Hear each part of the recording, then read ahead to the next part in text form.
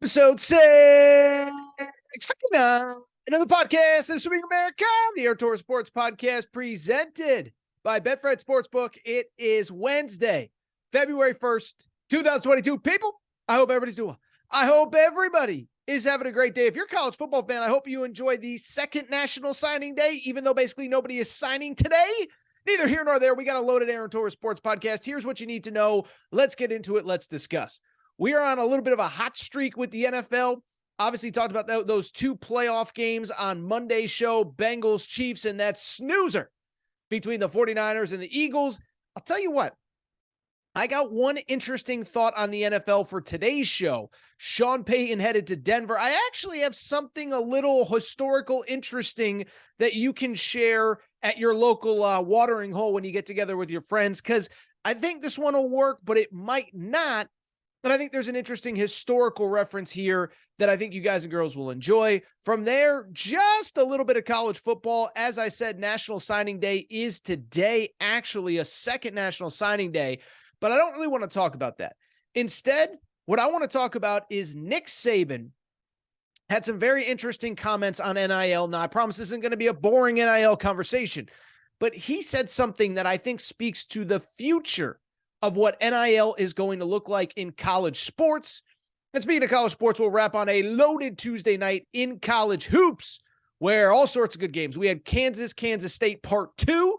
We had Duke playing Wake. We had Kentucky at Ole Miss. A lot of interesting games, on and on. We will wrap with college hoops. A lot of good stuff on today's show. But with that said, let's get to the topic of the day. And the topic of the day, like I just said a second ago, a little bit of a quieter time in college football, college hoops. There's some stuff, but it's nothing too crazy. And so what I thought we would lead today's show with is actually an NFL story. We don't talk a ton of NFL, but listen, 50-something million of you watched the AFC Championship game this weekend. I think it was over 50 million at one point were watching the NFC Championship game. So you guys and girls care about the NFL.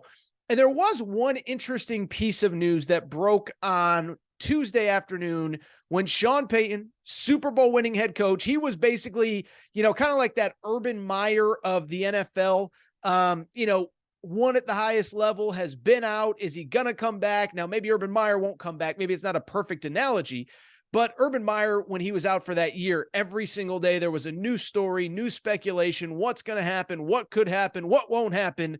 Well, we got some clarification on Tuesday as Sean Payton is headed to the Denver Broncos. I'll tell you, one of the weirder deals I've ever seen, where Sean Payton basically, from the second that he got out of coaching, basically said, yeah, I want back in. Usually a lot of these guys, they'll play it cool. No, I'm happy being away. I'm happy doing TV. There's no rush back. I remember seeing Sean Payton in week 1 on Colin Cowherd's show, basically saying, oh no, I will be coaching again probably next year. So credit Sean Payton. He just told it like it is. And he is now the head coach of the Denver Broncos. And so I have a lot of thoughts, but what I would start by saying, this was a real wild courtship, right? Again, Sean Payton basically said, I want to coach and I want to coach soon.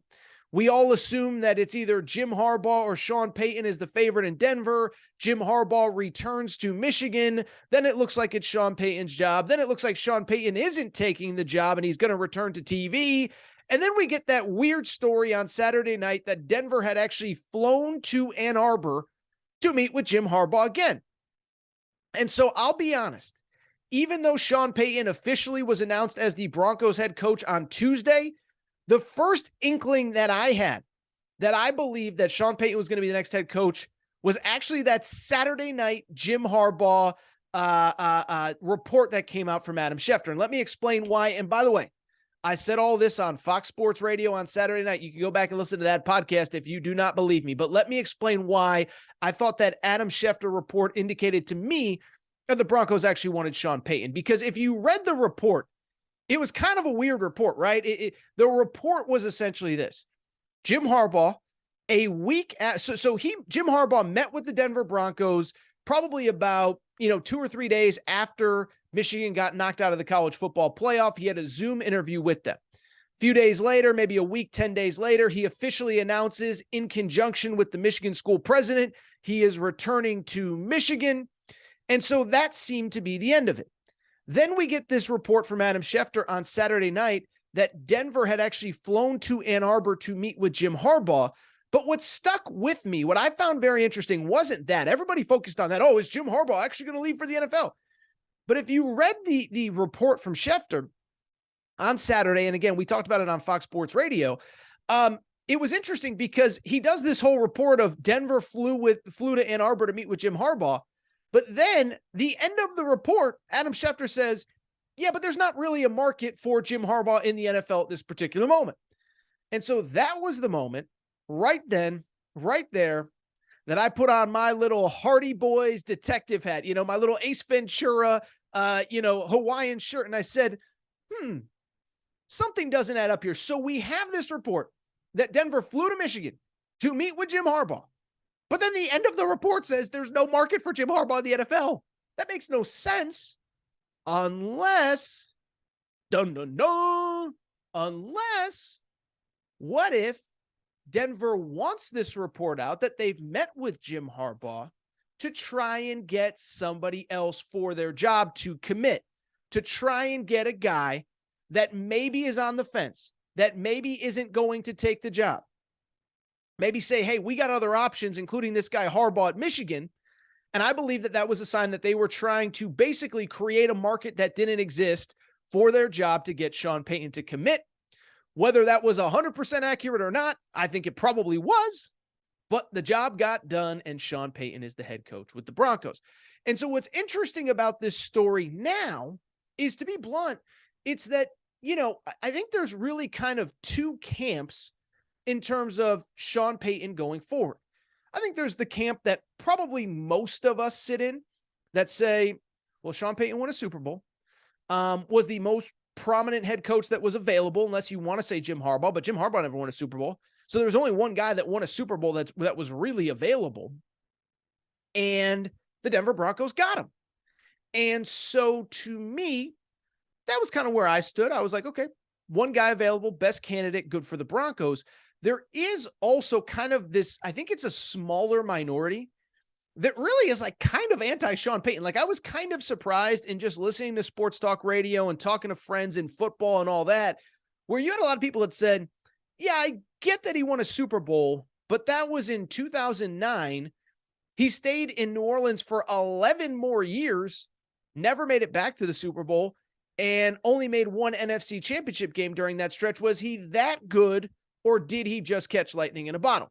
Now, I will say that I tend to lean more towards if you can get a Super Bowl winning quarterback, you go get him.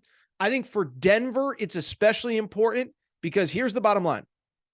Russell Wilson, listen, I haven't given up on Russell Wilson, but what is clear about Russell Wilson is that he maybe lives in his own little world. Maybe Russell Wilson loves Russell Wilson a little bit more than anybody else does. And so I don't think you could come into this situation with another assistant coach like Nathaniel Hackett, another no-name, another nobody. I think you had to come in here with a alpha strong personality that is going to push back on him and is going to coach him.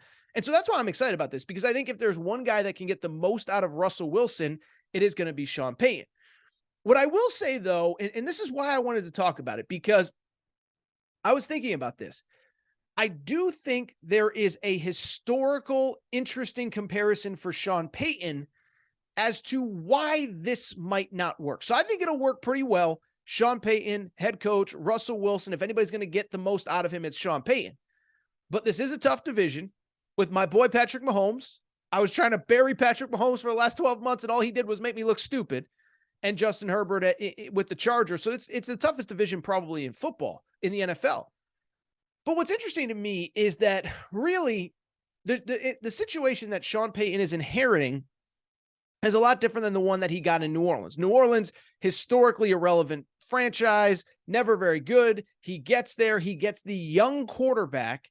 Drew Brees was about 26, 27 when he gets to New Orleans, and they have 14, 15 years together where they make magic. This is a lot different.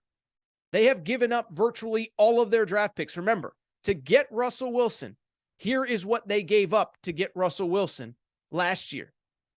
Their first round pick this year, their first round pick in 2023, their second round pick this year, their fifth round pick this year, and their second round pick next year.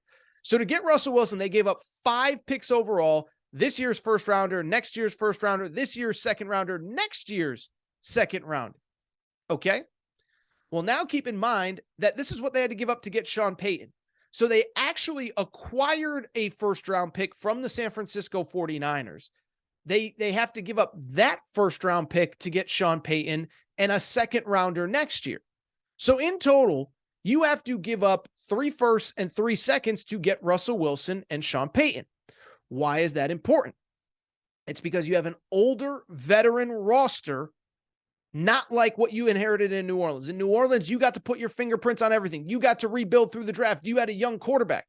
In Denver, you're going to have a soon-to-be 35-year-old Russell Wilson, and you got to figure it out with him and not a lot of draft picks. And it reminded me of something, seeing the situation in Denver. It reminds me of something that I just read, and I might have mentioned this on this show. I don't know if I did, but I recently finished Jimmy Johnson's autobiography. I think most of you know who Jimmy Johnson is. For those of you who don't, iconic football coach, one of only 3 guys to win a national championship in college and the NFL, won a national title at Miami, won 2 Super Bowls with the Dallas Cowboys. But what a lot of people forget is that after he left the Cowboys in 96, he actually took a year or 2 off and then came back and coached the Miami Dolphins he left the Dallas Cowboys in 93, took a few years off, started coaching the Miami Dolphins in 1996. And it's easy to forget the Miami Dolphins years, right? When you win 2 Super Bowls with the Cowboys, you tend to forget that he came back and coached 4 more years with the Dolphins. He actually had pretty good success. 3 playoff appearances in 4 years, 2 playoff wins overall. But because he never replicated the success with the Miami Dolphins, people don't really remember that. And so why I think this parallel works, let me explain. In Jimmy Johnson's book, he talks all about this. Comes to the Cowboys, it's a complete dumpster fire. Jerry Jones is the owner. He takes over the team. The team is awful. He trades all their good players for draft picks, most notably the Herschel Walker trade, which everybody kind of knows about at this point, and gets all these draft picks and drafts Emmitt Smith and drafts Troy Aikman and drafts this guy and drafts that guy, and they build a Super Bowl champion. The problem was when he got to Miami, he wanted to implement the same thing, but couldn't. They had an aging, veteran, iconic quarterback named Dan Marino. They didn't really have very many first-round picks or very many draft picks. You can't trade Dan Marino, the face of the franchise for the last 15 years, so you've got to build around him even though he's limited. And even though the Dolphins made some good picks in that process, they were never able to replicate. Jimmy Johnson was never able to replicate the Cowboys' success that he had because at the end of the day, he had an aging quarterback, not a lot of draft picks, and he gave it a 4 or 5 year run. It just didn't work and decided to move on into retirement and has not coached since. Well, let me ask you, aging quarterback, back end of his career, no draft picks. What does that sound like? Sounds like the 2023 Denver Broncos that Sean Payton is inheriting. So to me, that's where it gets interesting. I'm excited to see how he does in this division with Justin Herbert, with Patrick Mahomes, but I'm also realistic. How much can he build this team up, given the fact that they've given up 3 first-rounders and 3 second-rounders to get Russell Wilson and Sean Payton as the head coach? It's going to be worth monitoring. It's very interesting to me. And I'll add one last thought before we get out of here. And I think I might have talked about this on the show. I can't remember. But what is going to be especially interesting to follow is this. The pathway of the Denver Broncos over the next 2, 3, 4 years versus one of their division rivals who I just mentioned, the Los Angeles Chargers. Now, if I haven't talked about it on this show, I've certainly talked about it on radio. I am not a Brandon Staley guy. I don't believe in him. I don't believe in the analytics stuff. I think he's full of crap. I think he's a weirdo. I think he's nervous. I think he coaches afraid. Maybe he's not a weirdo, but he definitely coaches afraid. Poor guy. I'm just out here calling him a weirdo. But what I said after the season, when they blew that 27-0 lead against the Jacksonville Jaguars or whatever it was, I think it was 27-0. I said, you got to fire Brandon Staley. You got to bring in Sean Payton because Sean Payton had basically openly flirted with the Los Angeles Chargers over the last year. Like Sean Payton was essentially the guy that just walks up to a married woman at a bar with her husband and starts talking to her right in front of him. Like, I think it's kind of rude from Sean Payton's perspective.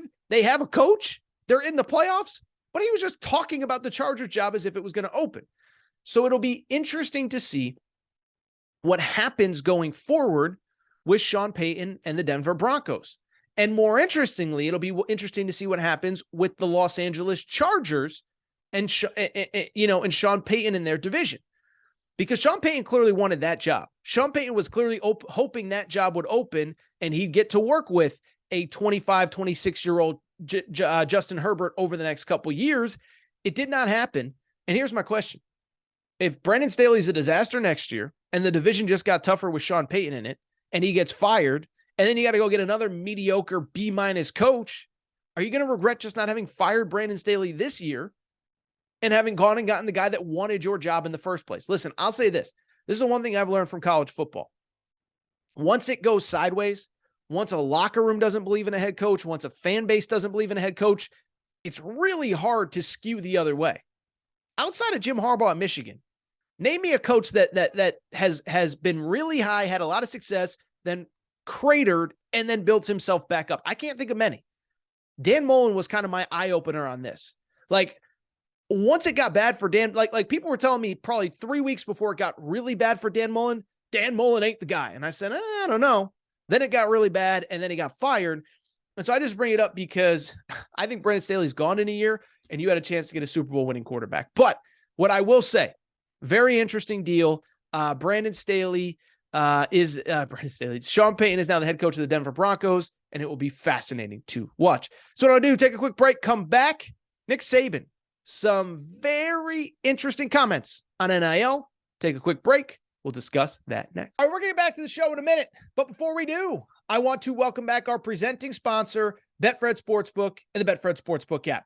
By now, you know Betfred's story. Started in 1967 in the UK. Over 1,600 shops in the UK have come to the United States and made a major splash. They are the presenting sponsor of the Cincinnati Bengals, Colorado Rockies, Denver Broncos.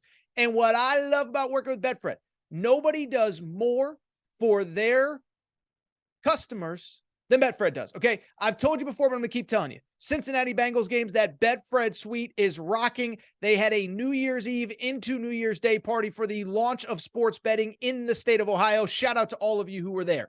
Obviously, beyond that, there is the Denver Broncos VIP tailgates. We have sent listeners of this show to those tailgates. Colorado Rockies, first pitch at those games. Betfred does more for their customers than anybody, and here is what they are doing. For listeners of the Aaron Torres podcast, okay? So what you got to do. Bet 50 on any game.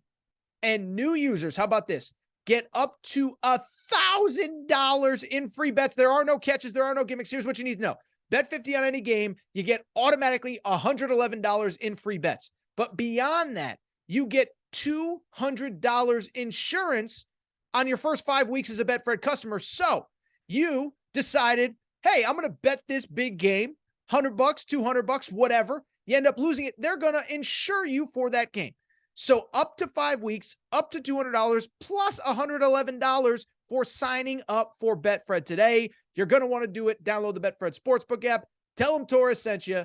Thank you to our presenting sponsor, the Betfred Sportsbook. Tell you, it's a little bit of a quieter time in college football right now, specifically college football. Obviously, college hoops is ramping up. The NFL, we know the Super Bowl is coming up. But college football, it's a little bit of a quieter time. Season's done. Portal is closed. There's still a few marquee players, but for the most part, everybody is committed. The second national signing day is Wednesday, but most of the top high school players have already signed where they're going to go. So not a lot going on in college football. Spring practice is starting to come up here in the next few weeks. But why I bring it up is because as has so often happened, whenever we get a lull in the calendar and there's not much going on, we can count on Nick Saban to say something very interesting that catches everybody's eye. Well, that certainly happened over the weekend when Nick Saban was speaking at the Alabama High School Coaches Association, and his favorite topic, NIL, came to the forefront. Now, you may remember, Nick Saban, greatest coach of all time, for what it's worth. One thing he has not been afraid to do throughout his career, and specifically the last year, in his career, he's not been afraid to speak out about things that he is worried about in terms of college sports, the transfer portal, how offenses work, a lot of different things. And he's obviously been very outspoken about NIL. Not that he doesn't want players to get NIL money, but he doesn't think we should just be bidding on recruits. And whether you like, I think most people agree. NIL as it was intended, taking care of players on campus that have performed for your school, like that's what we all kind of thought NIL was. And so Nick Saban has not been very happy with the turn in recruiting, even though we all knew it was coming. He obviously had those comments about Texas A&M last summer. Texas A&M bought every recruit. Now, I didn't like that because we have no proof beyond a message board post, but he said that. He said something about Deion Sanders and Travis Hunter, that Travis Hunter was paid $1 million to go to Jackson State. Again, something that wasn't proven, but he's been very outspoken about, hey, is this what we want college football to be? And as I've said many times on this show, when Nick Saban says the term, is this what we want college football to be? He is always looking out for the best interests of college football. Nick Saban has had all the success that he more success than anyone could ever imagine. Right now, when he's talking about big picture issues in college football, it's because he genuinely cares about the present and future of the sport. So anyway, to get to the point, he was speaking at the Alabama High School Coaches Association in Montgomery on Saturday night, was asked about NIL, and here's what he had to say. He said, someone with one of the best cornerbacks in the nation, now keep in mind, someone could be a high school coach, a parent, whatever. Someone with one of the best corners in the nation came to me and asked if we would pay him $800,000 for the player to sign here. I told him he can go find another place to play. I'm not paying a kid a bunch of NIL money before he earns it. And so that definitely made headlines when Nick Saban, head coach, Alabama, says that one of the top cornerbacks in high school football, a person close to him, asked for $800K to sign on the dotted line to come to Alabama, and Nick Saban told him to take a hike. And so what I would say about this, one, it's obviously a very interesting headline. Two, one thing you guys and girls know about me. In general, I don't love talking about NIL speculation on this show, okay? Because in general, and I've said it many times, the thing that is not annoying about NIL, you just don't know what's true and what's false and how much of what is true. And what I mean by that is, and I've said this a few times, when Patrick Mahomes signs a contract extension, or Josh Allen or Lamar Jackson this offseason, like, we know what the terms of the agreement are. This much money guaranteed, this many years. With NIL, it's all rumor, conjecture, innuendo, which is great for guys like me that talk about this stuff every day, but it's not fair to the participants. And so because of it, I've been hesitant to go all in on Texas A&M. I've never believed that every recruit in their class of 2022 got $1 million. I said it at the time. I believe NIL was involved in many of those recruitments because it is involved with everyone, but I'm not going to come on here and say that NIL or Texas A&M paid this much money, or Jordan Addison got this much money to go to USC. Do I think he got nothing? No. He's an established college player. It's NIL. It's 2022, now 2023. Of course, I believe Jordan Addison got something to go to USC. I also believe that Drake May probably got offers under the table to transfer out of North Carolina. I don't know if it was $5 million, but you get the point. I don't like to speculate on NIL because you don't know what's fact and you don't know what's fiction. With that said, though, this one I believe, because this isn't Nick Saban talking about what he heard or what he thinks happened, or, I read in the paper that Jackson State offered Travis Hunter this. This is Nick Saban. I was in a meeting with somebody who handles a high school player, a high school superstar, and they told me they wanted $800K. And so is it possible that he exaggerated the dollar amount a little bit? Maybe. But in general, I absolutely believe that somebody was shopping an elite defensive back and trying to get $800K. I could speculate on who it would be. I think everybody that follows recruiting probably has a name in mind, but that's not really important. What's important is Saban is talking about it. What's important is the number is out there. What is important is that I believe that, this is just where we are in college football. But we all know high school recruits are getting paid a lot of money. And so what's more interesting to me and what I want to focus on now, it's not so much that first part, because the first part is the one that gets all the headlines, right? Somebody wanted me to pay $800K to get this kid. That's interesting. But to me, what's more interesting is what Nick Saban said at the end. He said, I'm not paying a kid a bunch of NIL money before he earns it. And so to me, that is the more interesting part of the quote, because I believe that that is eventually where NIL is going to end up if it isn't there already. Now, look, are there always going to be schools, new coaches, new programs, new boosters that want to show off how much money they have that are willing to go above and beyond to sign elite high school talent? Yes, I believe that is always going to happen. You look at this cycle. Jaden Rashada, the NIL reports of $13 million, upwards of $13 million. That was a bidding war between two coaching staffs that wanted an established quarterback to headline their class. You could say whether it's going to work, whether it's not going to work, whether it's this, whether it's that. That was kind of what happened with Jaden Rashada. But what I also believe is that as time goes on, as we wrap our arms around NIL, I believe that most programs are probably going to eventually default to what Nick Saban just said.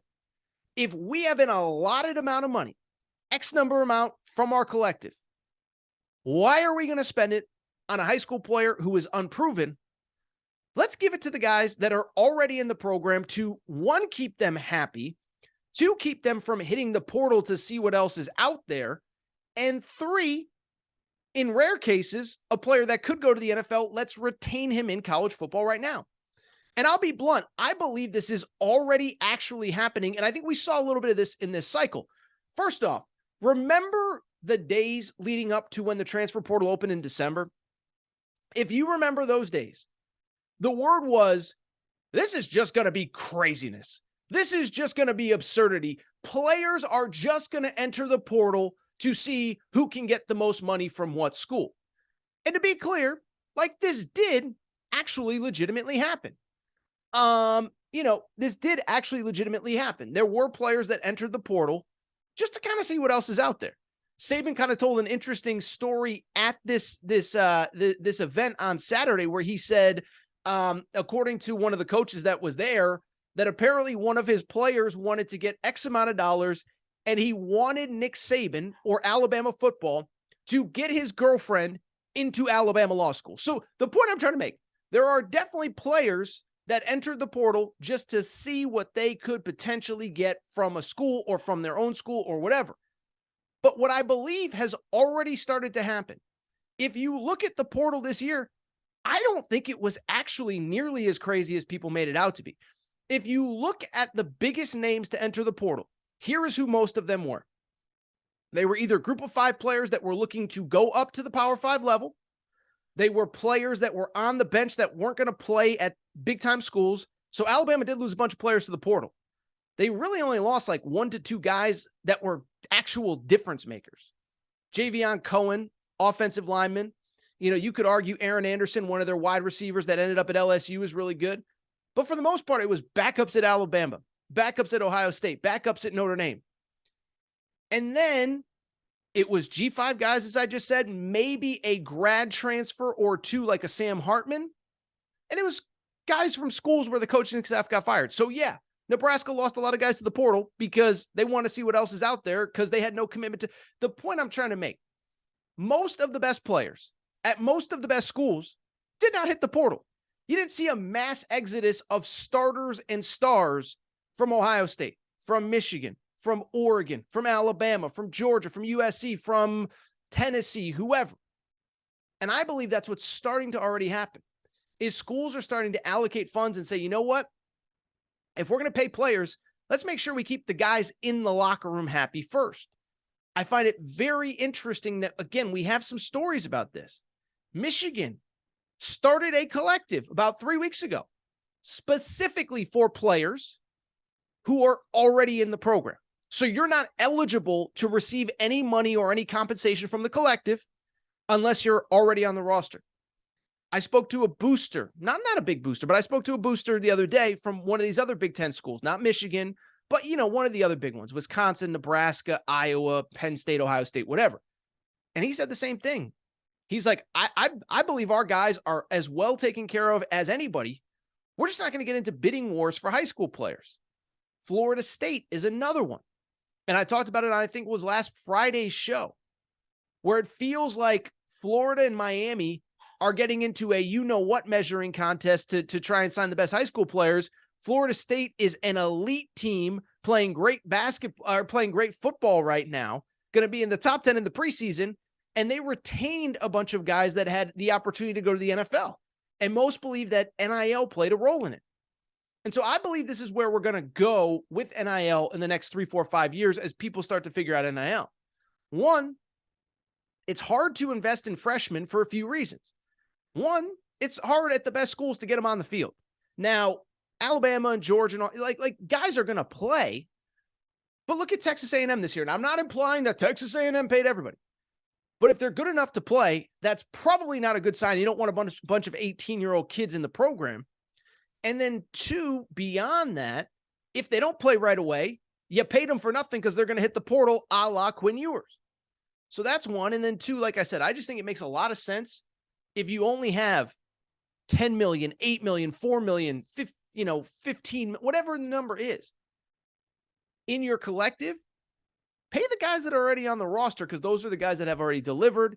So it'll be interesting to see. But I do think that Nick Saban, I think this is one where I absolutely believe him. It's not that I've never believed Nick Saban before, but I absolutely believe him here. And I really do think that this might be a situation where Nick Saban is kind of letting, kind of the guard down on what NIL is going to look like going forward, where we're probably paying more likely the elite returnees more than elite high school players. All right, everybody. I'm back. Good to be back. Final segment of the show. So good to be back. And I do want to wrap just talking a little bit of college hoops. I'll be honest, Tuesday night, there have been a couple of these Tuesday night reactions and recaps where there's been a lot to talk about. Last week, if you remember, Kansas at the time was on a 3-game losing streak. It felt like there was a ton to talk about. Kentucky at the time was on a 4-game win streak. Talked a ton about that last Wednesday show. The Monday show, we obviously just talked about Tennessee all of a sudden, maybe potentially being this is the best team of the Rick Barnes era. I'll say this Tuesday night, it didn't feel like there was like a super major marquee headline. We got to spend 15 minutes talking about this topic. So what I want to do is just rip through about 5-6 games, 5-6 results from Tuesday, get out of here and let you continue on your day on this beautiful Wednesday, February 1st. Let's start with the game of the night. Kansas State at Kansas. And if you'll allow me to, give me 30 seconds to go on an old man get off my lawn rant. Because Kansas State at Kansas, this was a rematch of the best game that we've had all year. 2 weeks ago, Kansas State beats Kansas at home in overtime by 1. Fans stormed the court. Jerome Tang is screaming, standing on the scoreboard, the scorer's table saying, you get 1 court storm. After that, we expect to win. One of the great moments in college basketball, rematch in Fog Allen on Tuesday night, top 10 matchup, and it wasn't on TV.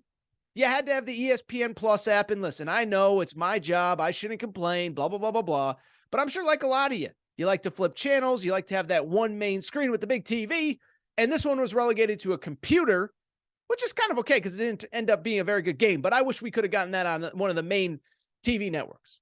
Anyway, rant over, because I'm probably the only person that still actually pays for normal cable. Neither here nor there. And I did think it was actually kind of an important result. Kansas takes care of Kansas State. Final score 90-78 at Fog Allen Fieldhouse. Say this for Kansas, man. A week ago, we were worried about them. A week ago, they had lost 3 straight.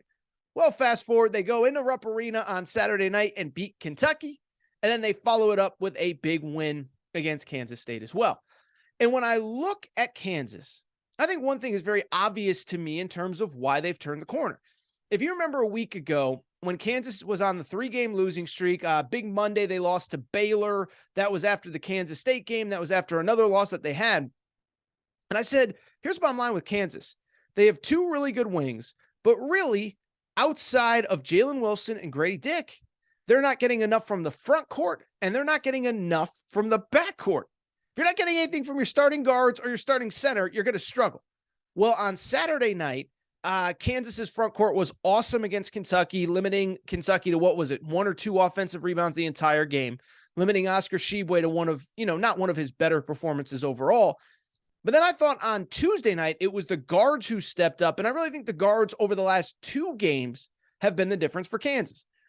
DeJuan Harris, I dropped this stat, but in that 3-game losing streak, DeJuan Harris, Kansas's starting point guard, had a total of 5 points in Kansas's 3-game losing streak. Well, on Tuesday night against Kansas State, he had 18 points against Kansas State. This after an 8-point, 8-assist effort against Kentucky. And I think it's also worth noting that Kevin McCullough, who we talked about on this show last week, he was the transfer from Texas Tech. We were waiting for him to figure things out and fit in with this team. Well, he has 16 on Tuesday night against Kansas State.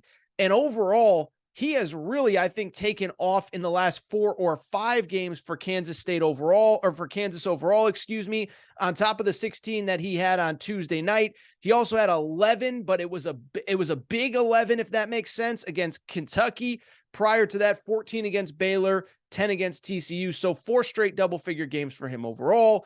Kansas now on a 2-game win streak, 2 really impressive wins at Rupp Arena, and of course at home against Kansas State, which is in the top 10. I'll tell you, I still like this Kansas team. Now, is their ceiling as high as previous years? I don't think so, mainly because they still don't get as much low post play as you need.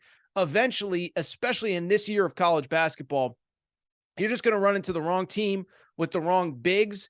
Whether it is Zach Edey in Purdue, UConn and their bigs, although UConn's not playing very well right now.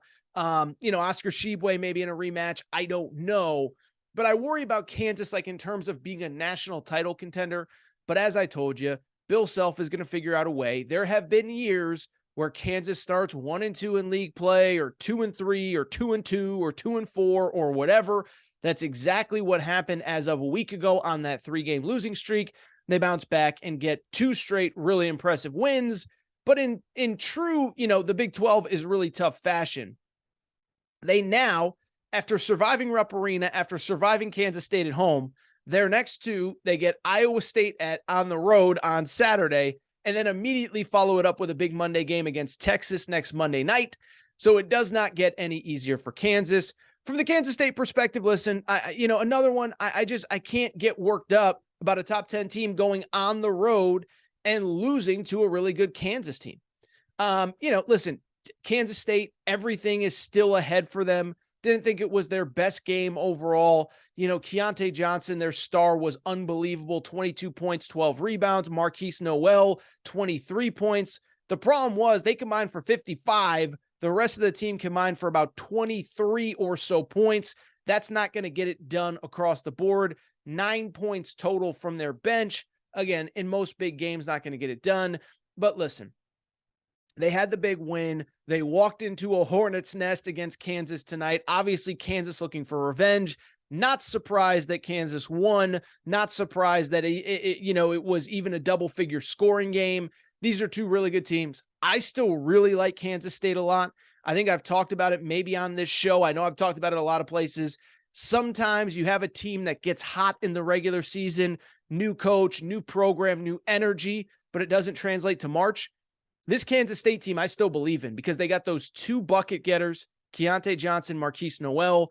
They got experience, NCAA tournament experience, even if it's not with this Kansas State team specifically. Desi Sills was part of Arkansas's Elite 8 team 2 years ago. Keontae Johnson's played in big games. Cam Carter, their guard who transferred from Virginia Tech, has been part of big games. So again, just in general, Mississippi State, I should say, has played in big games. I'm not worried about Kansas State. They will be fine. Quickly, a couple other scores that I think are worth noting. I'm actually going to go to an unranked team next, because I think this one to me was noteworthy. Arkansas at home playing Texas A&M. Texas A&M came into this game with just 1 SEC loss, 7-1 in league play. Their only loss at Rupp Arena. Arkansas takes care of business 81-70. Couple notes on this one. First of all, for Arkansas, listen, a couple things. Ricky Council's awesome. We know that. I do think the difference for Arkansas, though, of late is that they're really getting good play from Devo Davis. For non-Arkansas fans, that name might sound familiar, but you can't piece it together. He was really the key cog on their Elite 8 run 2 seasons ago, came back last year. For whatever reason, it just didn't click. It took him a while. Well, guess what? He not only had 19 points on Tuesday night, but 7 straight games in double figures for him. And I'll say, I look at him being a veteran, being experienced, other players feeding off him. He's shooting the ball so much better. But I'll also say this about Arkansas, and we've talked a lot about it. Arkansas, I think everybody knows, the last 2 years, it has not started off great in league play. I think it was last year, what were they, 1-3, 1-4 in SEC play, end up going on an 8, 9, 10 game SEC win streak at one point. And so why I bring it up, Arkansas is now on a 4-game SEC win streak. They've won 3-game SEC win streak. They've won 3 of 4 overall. Their only loss was Saturday at Baylor. Baylor's a really good team. Arkansas was up at half in that game and largely controlled a big chunk of that game before Baylor rallied to win.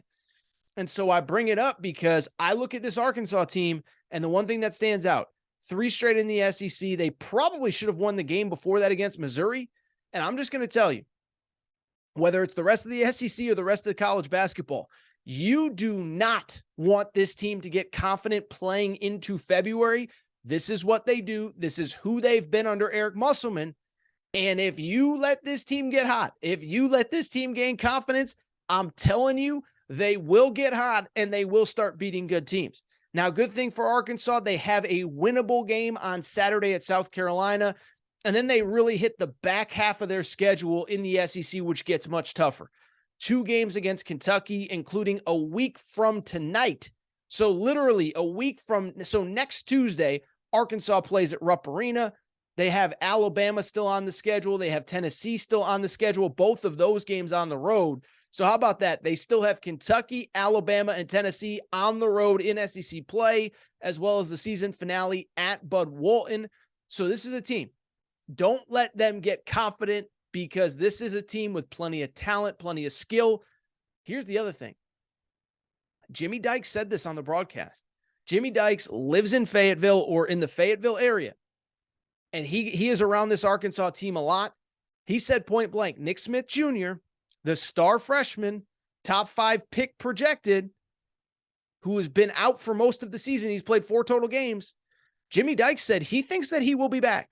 And there is no person on planet Earth in the media that I trust in terms of Arkansas coverage more than Jimmy Dykes because of his proximity. So keep an eye on Arkansas. They're playing well. And imagine if they get a lottery pick back for the second half, the home stretch of the season specifically.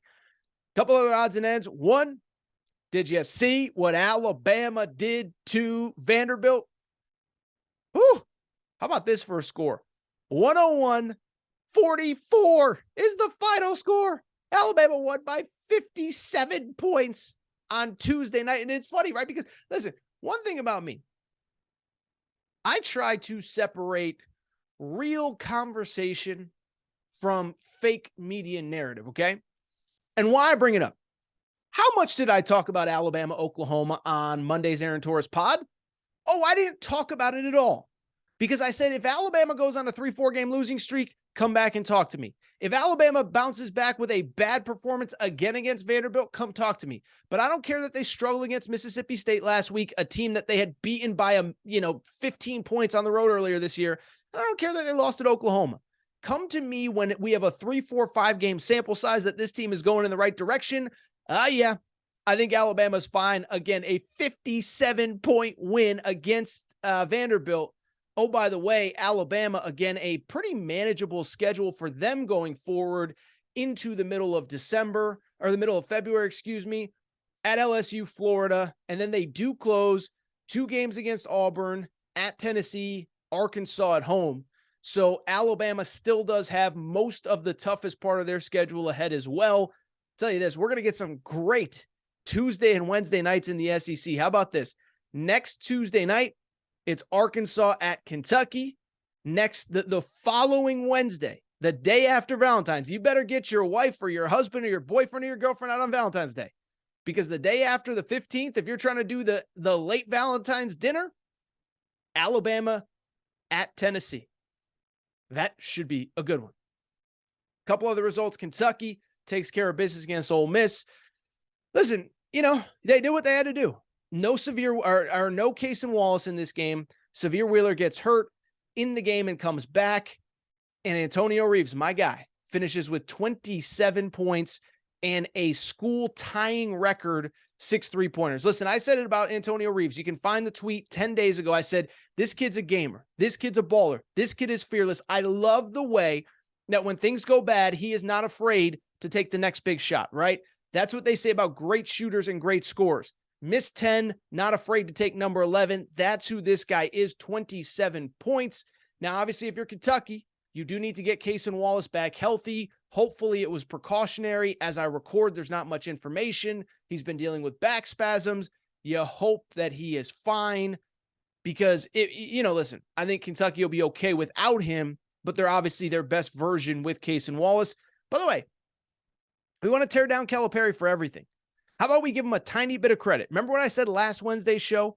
Severe Wheeler came off the bench at Vandy and played a lot of minutes. And what did I say? I said Cal is doing this because he knows at some point he is going to need Severe Wheeler.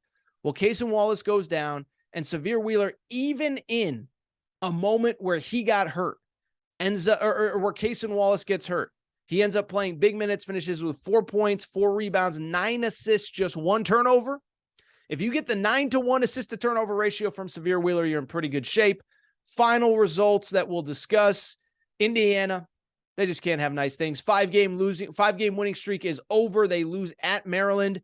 Keep an eye on Maryland, by the way. For you bettors out there, Maryland is undefeated at home in Big Ten play. Now, they have back-to-back road games coming up, but that's something to keep an eye on because 4 of their next 5 after that will be at home. Maryland gets a win. Indiana can't have nice things. How about my UConn Huskies? The 14-point win against DePaul at home. All right, I think that's it for this episode of the Aaron Torres Sports Podcast. Before we get out of here, I want to remind everybody, make sure that you're subscribed to the Aaron Torres Sports Podcast, Apple, Spotify, Amazon Music, Google Music, wherever you listen to podcasts, make sure that you are subscribed. Also, make sure to rate and review the show. Go ahead, give us a quick 5 stars. Let us know what you like, what you don't like, all that good stuff. Make sure you're following on social media at Aaron_Torres, at Aaron Torres Pod on Instagram, Aaron Torres Podcast Questions at gmail.com, Aaron Torres Podcast Questions at gmail.com. If you're not following our team-specific accounts, by the way, we're doing some great work there. It's a Torres on account, one probably for all of your favorite teams. We have Torres on Bama, Torres on Auburn, Torres on UK, Torres on Arkansas. We just started Torres on Mizzou, by the way. Don't know how many Missouri fans that we have on the show, but make sure to check out Torres on Mizzou. And I think that's it for today's show. And thank you guys for your support. Shout out to Torrent Craig. Shout out to Rachel, who hates my voice. Shout out to JJ Redick, you F-head. Unblock me, bro. I'll be back on Friday. New Aaron Torres Pod.